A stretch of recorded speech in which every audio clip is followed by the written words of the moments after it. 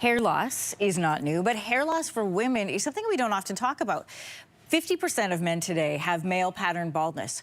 40% of women will experience thinning hair by the age of 50. So with treatments out there like hair transplants, fancy shampoos, home remedies, it's hard to know what actually works to combat slow hair loss. But we've brought in Dermatologist Dr. Panteha Eshtiaghi back to your morning. Welcome. Hi, thanks for having me. You know, we were again. talking, and I wanted to suddenly feel my hair. I think a lot of people notice, especially as they get older, hair loss, what's normal, what's not. So we're going to talk about all of that today.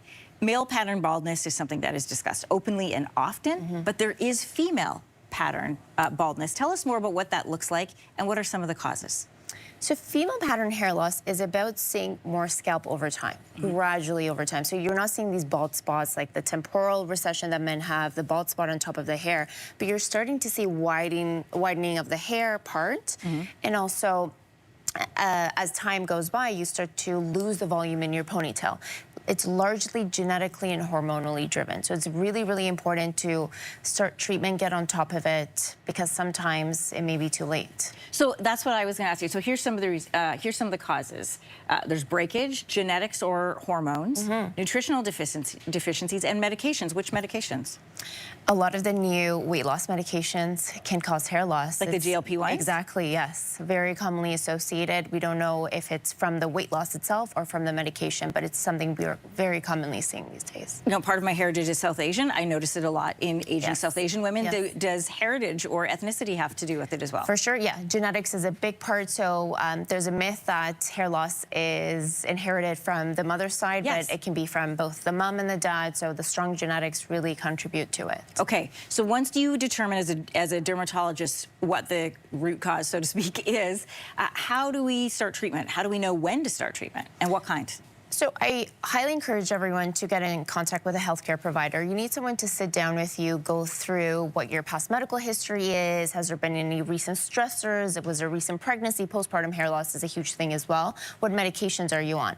And then probably, again, the most common pattern is that genetic pattern hair loss. At times, again, your healthcare provider can order some blood work. So, for example, looking at your blood counts, your iron levels, your vitamin D, to look for any thyroid abnormalities to see if any of those can be contributing to the lack of hair as well. So really important to get those checked as well. And then I would probably say the most studied baseline treatment that you can try is minoxidil.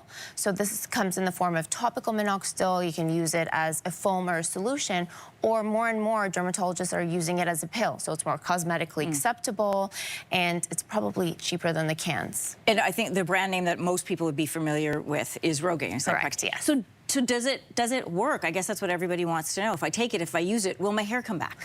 It does work, but it's not a one-time fix. I think of minoxidil like fertilizer for your hair, right? So it kind of pushes all your hairs into its growth phase. It brings blood vessels to the region. And also over time, it helps increase the diameter of your hair and provide more density over time. But it's not the end-all be-all, right? So there's other treatments, there's prescription medications, there's procedural treatments that we can kind of all throw in to help stimulate that hair growth. Okay, what about the solutions that we see online?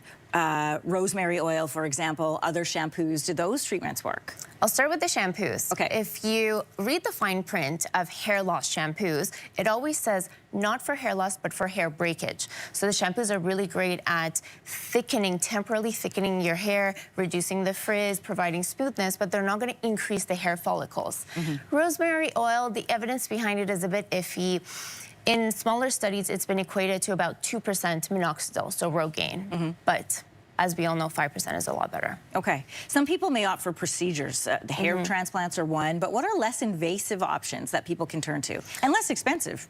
So again, important to know that all of these procedures can stimulate hair growth, and it's not a one-time procedure, right? Just like you brush your teeth, you have to just upkeep with these procedures as well. You can try PRP or platelet-rich plasma injections, microneedling, all of these injections along with some growth factors as well that can help. What about this one that we're looking at here? So those are the injections, but there's those new, like, the little machines. They look like a blue light that goes onto your head. Does that stimulate hair growth? That's the one we talked about last time. So there's a red light and blue light. So usually we use red light on top of the hair. That, again, the evidence is a bit iffy, but it can help provide support for the hair growth. Always great to have you here. Thanks and so much. glad we're talking about this. I'm sure a lot of questions are coming your way. Thanks for coming in. If you like that video, make sure to subscribe to the Your Morning YouTube feed, where you can find all kinds of new content posted every weekday morning.